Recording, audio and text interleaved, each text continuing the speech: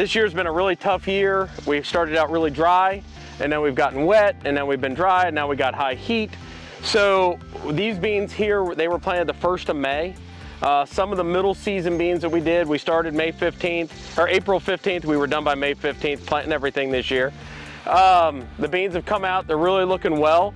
For all the stresses that they were, one of the biggest issues this year was keeping the cotyledon alive on the plant. We know when I get to high yielding beans, I like to keep the cotyledon alive. This year was really trying. We got really hot, then really cold, so we weren't able to keep the cotyledon on the beans as long as what we like. So what's our yield potential here? It's too early to tell. What we're doing right now is we're gonna try to keep the stress out of the beans. So we've been spraying. These beans got sprayed 2 days ago, or Saturday. Today's Tuesday. And what we were doing is we're doing another fungicide application. We're doing potassium, we're doing calcium, all from Concept Agritech. Our big thing there is we just wanna reduce stress.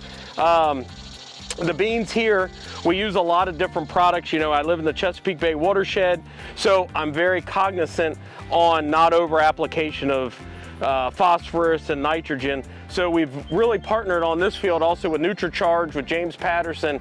So this did get a second shot of NutriCharge on Saturday, which will help to free up some of the phosphorus that's in the soil to keep that into the plant so we can get it finished at the end of the year. I don't look at it as how many passes are we making. This year already, we've already made 4 passes. So we're trying to push the beans, we're trying to get the beans up and running, we're trying to make the beans to be able to grow over 100 bushel is our ultimate goal. As we're doing this, my ultimate goal in growing soybeans is to be the first guy, no-till, non-irrigated to 200 bushel. That takes a lot of management. I just don't do it on 25 acres. We're doing it across the board on over 500 acres of beans. So I can't say this is a contest field, that's not. We're pushing every acre to maximize yield. I'm picking the right soil types, we're picking the right things, we're spreading lime, we're doing all the little things that it takes, but the major thing in bean production that I have found is reducing stress. The more stress we can reduce, the more sites we get per plant, the closer we get these beans to form, and we still want to push the bean down to get more yield, but we want to get these sites close. We almost want these beans when they're filling to overlap each other to look like a nice canopy coming down. Here on one of our more westerly farms that we farm, it's missed a lot of rains this year. This year we started out really dry. We've gone through a lot of hot weather, cold weather. Corn's really showing the effects of it. We were negative on GDUs there, or down from where I like to be there in the month of May. June really picked up, it was hot.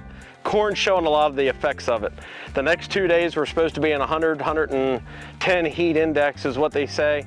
We got some corn that's coming out in tassel, some that's already been tasseling for 2 weeks. Our 106 to 110 day corns have been tasseling for about a week and a half now. So they pollinated outside of the high heat. What's starting to scare me now is this 116 day and 118 day hybrids. They're starting to tassel. I would like them to slow down a little bit. Hopefully we can get through the next 2 days of heat, catch some thunderstorms on Saturday and Sunday, and it'll cool the field back down. You know, one thing about corn is we want to make sure that we're cooling below 86 degrees. These hot evenings are going to affect our pollination at the end of the day. Actually trying to grow 300 bushel corn on 0.5 units of nitrogen. Okay, so none of my corn right now has had over 180 units of nitrogen all season. But throughout doing this, we've realized, once again, we get back to Maslow's barrel and we're starting to look at everything, Muller's chart.